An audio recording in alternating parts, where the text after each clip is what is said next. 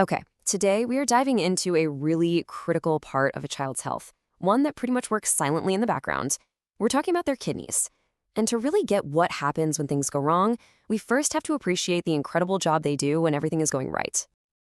So, to get our heads around this, I want you to just picture something for a second. What if every single child's body came with its own super sophisticated, high-tech water treatment plant? One that's working 24/7 to keep everything inside pure and perfectly in balance. Well, guess what? It does. That is exactly what the kidneys are, the body's master filtration system. And keeping this whole operation running smoothly isn't just a nice to have. Nope, it's absolutely mission critical for a child's growth, their development, and really, their overall health. So, where can things go wrong? Well, sometimes the problem actually starts before the plant is even built. We're talking about issues with the original blueprints. And this number, wow, it's pretty striking. About 1 in every 1,000 births involves something doctors call congenital anomalies of the kidney and urinary tract, or CAKUT for short. You can just think of these as structural or blueprint flaws. And thanks to modern tech, a lot of these are actually spotted on ultrasounds before a baby's even born. So, what do these flaws actually look like? Well, they can be pretty different. Sometimes it's as simple as the kidneys just not being in the right spot. Other times, the pipes, the ureters, can get blocked up. You might also see cysts just kind of taking up space where healthy filtering tissue is supposed to be. Or you can have these little valves that don't shut properly, which lets urine flow backward. That's a condition called vesicoureteric reflux.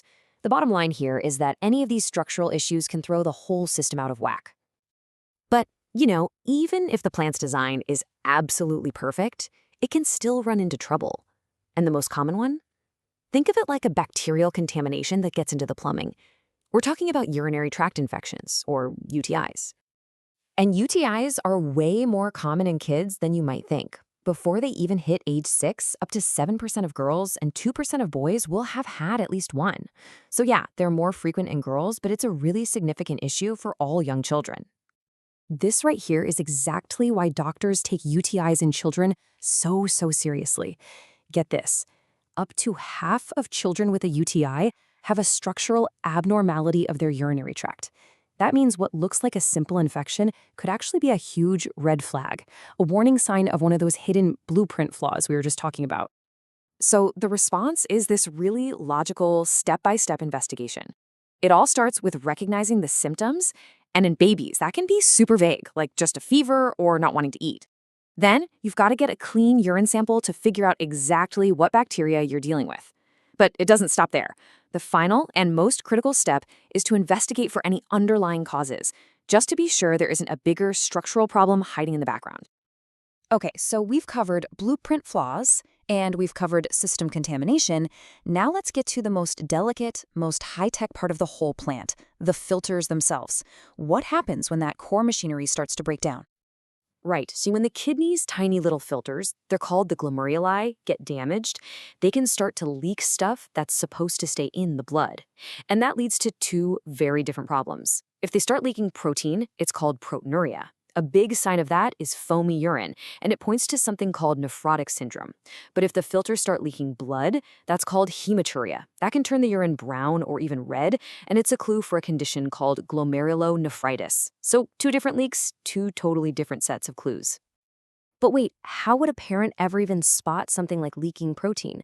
Well, here is a very real, very visible sign. When the body loses a ton of protein, fluid starts to build up in the tissues.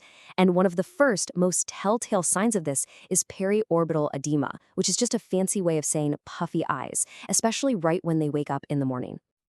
And that brings us to the most serious scenarios of all, when the entire plant's function gets compromised. This can happen in two very different ways, either a sudden, dramatic shutdown or a slow, gradual decline over time.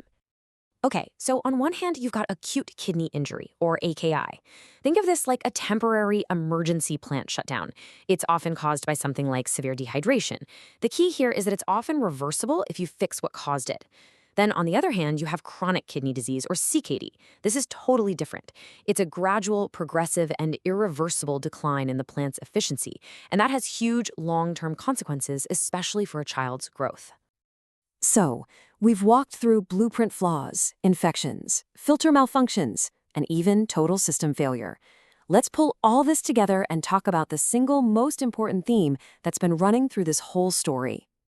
The big takeaway here is that a child's kidneys are doing so much more than just making pee. They are absolutely vital for filtering out all the bad stuff. They are essential for regulating everything a kid needs to grow properly. But they're also vulnerable. And that leads to the most hopeful point of all. They are also incredibly resilient. But, and this is a big but, only if problems are caught and managed early on. So, with all that in mind, what is the single most important message you should take away from all this? It's this. Early detection prevents lifelong damage. It's that simple. Whether it's an infection that's signaling a deeper problem or puffy eyes that hint at leaky filters, catching these signs early can make all the difference in the world. Because just like any piece of critical infrastructure, regular maintenance and quick responses to those warning signs, well, that's what keeps this amazing system running for a lifetime.